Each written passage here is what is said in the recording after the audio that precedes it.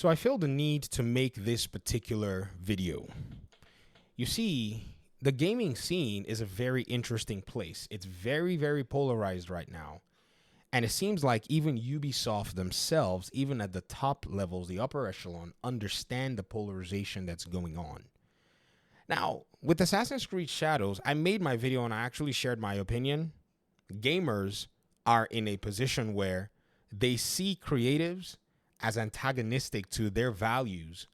And most creators that have actually been vocal and have been antagonistic have created a perception in the eyes of gamers. There's no doubt about that. I mean, think about Concord. When some creatives came out and were blasting gamers, the reality is gamers can be a handful sometimes. I get it. I know it. I do YouTube. I read comments. We all know it. However, you don't attack your customer. You know what I mean? If your customer is, having some concerns, you basically maybe listen, or in your case, you're just working for the people providing the service. You just kind of look away and walk away. Now, some gamers are of crazy. The block button is reserved for them, if you get what I mean. However, I think it's already too late. The genie is now out of the lamp. The cat is now out of the bag. Pandora's box is now blown wide open. There is no way to actually put this thing back in to where it came from. I already made a video on my main channel. I actually talked about it from the perspective of the Division and the Division community. Many of you don't know, but I played the Division for many years, a Ubisoft game. I'm not really big on a lot of other Ubisoft titles, but those titles, Division 1 and Division 2, they basically kind of changed my perception for gaming. They were very good games, in my opinion. However, right now, with what's going on in today's world, Ubisoft seems to be in a very interesting position. I'm not saying that they're done or whatever it is. Apparently, an internal memo leaked from this company. They talked about the challenges they're facing. They talked about some of the plans they're making, how they want to go to Steam, and so on and so forth. But here's something that's very interesting. They acknowledge something that I thought they were not going to acknowledge. Lastly, this is part of the internal memo sent by Guillermo. I'd like to address, this is him speaking, I'd like to address the recent polarized coverage around our creative choices. You see, gamers have been saying for the longest time that they would like video games that create authentic stories and authentic experiences, not the ones dreamed up by people who have a social, political, moral, ethical agenda that they want to push on gamers. Because you can tell that a lot of these games, they reek of those themes in the most abrasive ways, if you get what I mean. Creatives have always, shown their agenda in their creative work. This is not new. However, the way that it's been done, there's been a lot of subtlety, class, and, just a way to pretty much showcase what it is that they think that still makes their own audiences be able to, see those things and those themes as palatable, because they understand that, our audiences are made up of people who do not think or believe like us.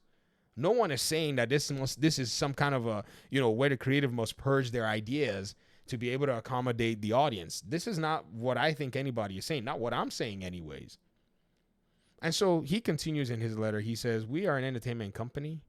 As such, our objective is not to endorse any specific agenda." But that's not necessarily true, Eves. Your company has definitely been pushing in a specific direction, as seen by your hiring practices, as seen by the creative choices that have been made in some of your games, as seen by the beliefs of a lot of people who are decision makers in the creative side of your products. You can't deny it. The receipts are all over the place. Is it because now you're in a financial, strain that you are now trying to act all, we don't know what's going on?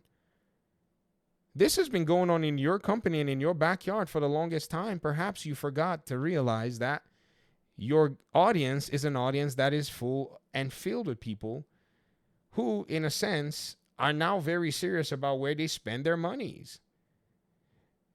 You see, you're not making video games anymore for the 20-year-old 10 years ago. You're now making video games for the 30-year-old dad.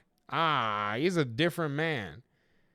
You're no longer making videos anymore for the 18-year-old girl. You're now making video games, I mean to say, for the 25-year-old mom.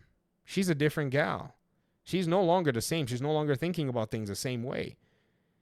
She now has a different frame of mind, a different mindset in how she does things. Hence, she's a lot more aware of what she lets actually enter her home, what she lets her children see, ingest, even think about or talk about or hear about. And this is a very critical point in terms of the way these video games are developed. One of the reasons God of War 2018 did well was because Cory Barlog had basically reached a different side of his life where I think, and this is my own hypothesis, that he had basically gone to that transformation because he was, responsible for making some of the very first games. So when he was doing the new Kratos in dad mode, he was very different. He wasn't like your raggedy Kratos, your really gruel Kratos. That's what he said anyways. So even he acknowledges that that is actually a thing across the board. So again, when you say this, Eves, I don't know if it's easy to believe. Our mission has always been to entertain players. It used to be that, and enrich their lives with original and memorable experiences. It used to be that resonate with a global audience. Yes, you did a good job in your Assassin's Creed games. Don't get me wrong. I'm not going to sit here and say Odyssey was not fire. It was amazing, was cool, a very cool game. Syndicate had the vibes. They used descendants of, people from that area that the game was being set in. These games had their, they had the ultimate vibe in terms of basically showcasing exactly what it is that they wanted to put out there. But it seems like Ubisoft and its studios have drifted far away from this goal that Yves Guillemot is actually pointing out in this internal memo that has been sent out to the press. And Ubisoft has the propensity to pump out games. They tamper the industry very heavily if their games are doing well, if their games are good. They don't leave, room for domination by many others in the industry. So this is one of the reasons I would like to see them do well. However, if their games are not going to resonate for the people who are going to buy them, then I'm afraid that is not a possibility anymore. It's in, man. And I see some gamers that are saying, this is not really a big deal. You were saying so a few years ago. I remember watching you guys minimizing all of this. And I cannot stand the minimization. Don't minimize anything that you see when green is involved. This is what I've been telling you all this stuff. When the money comes into the conversation, don't get all minimalistic and think, oh, it's just people just talking. I see people on Twitter, they're still doing it even as much as today. They're just talking, saying, it's just some small voices being amplified. But really? Oh, you don't know what's going on. I'm the nice guy. I'm the guy that still looks at the developers and say, man, I feel for the developers who may not necessarily be in the decision-making process. I make those videos and I actually put that caveat all day, every day out there. And I'm like, man, there is a programmer who does not care about anybody's, ideology or agenda. They just want to program how the combat will be so beautiful. They also want to make sure that the systems are, functioning with high fidelity. And now they get dragged into this. But some people out here do not give two hoots about that developer. I've seen their comments. They are here to teach a lesson. And those of you minimizing on Twitter because, you think it's just a small minority of gamers, you're just saying that because you're not directly affected by it. Because I'm sure the creatives were thinking that at first, believing you. No longer are they believing you, seeing how the majority have basically kind of backed away. Woo! From a lot of these games, like, whoop, not touching that. So the data is there. Gamers want something. You guys have it. If you will provide it, gamers will buy it. Can you imagine 3 Ubisoft games being in this scenario when one game from China, Wukong, has come and taken like almost 20 million in sales? Just came, took it, and walked away. They just bounced. Game about freaking animals wielding weapons. And a Star Wars game is having a soft landing. Think about it. Something is wrong. Maybe someone is crazy. Either the creatives are crazy or the gamers are crazy. But it seems like the person with the bigger crazy might be the one that's winning right now. Okay. I'm done with ranting for this video. I need to go find something else to do. Y'all help me in the comment section and let me see if I'm the only one seeing what I'm seeing, or if you're seeing what I'm seeing, or if we're all seeing what we're seeing. Peace out.